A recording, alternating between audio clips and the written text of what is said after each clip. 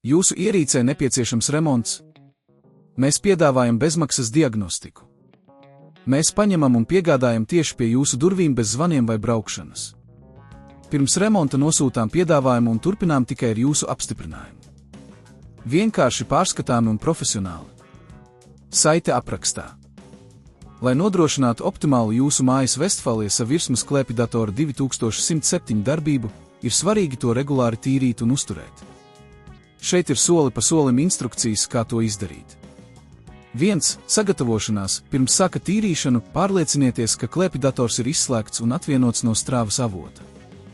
Atvienojiet visus perifērijas ierīces, piemēram, peli un tastatūru.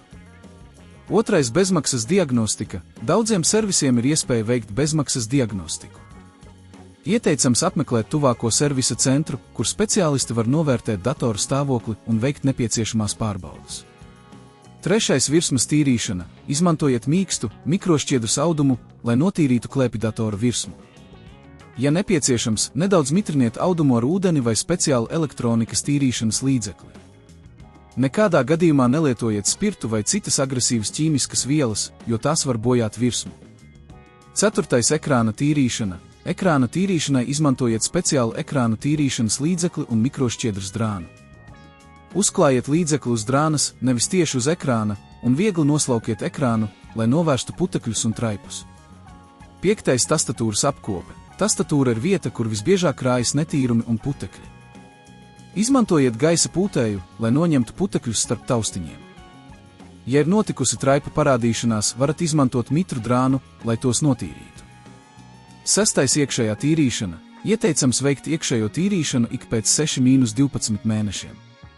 Ja neesat pārliecināts par savām spējām, labāk ir vērsties pie profesionāļiem, kas var atvērt klēpjdatoru un iztīrīt to no putekļiem un netīrumiem. 7. Piedāvājums pirms remonta. Ja diagnostikā tiek atklātas kādas problēmas, lūdziet servisa centrā piedāvājumu pirms remonta. Tas ļaus jums saprast, kādas izmaksas varētu būt un kādas iespējas ir pieejamas, lai atjaunotu klēpjdatoru darbu.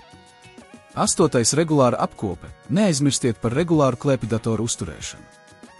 Sazinieties ar servisa centru par regulārām pārbaudēm un apkopēm, kas var pagarināt jūsu klēpjdatoru kalpošanas laiku.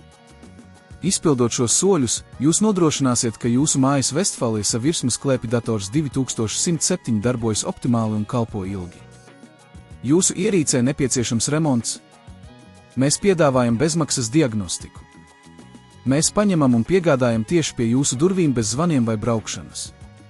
Pirms remonta nosūtām piedāvājumu un turpinām tikai ar jūsu apstiprinājumu. Vienkārši pārskatāmi un profesionāli. Saite aprakstā.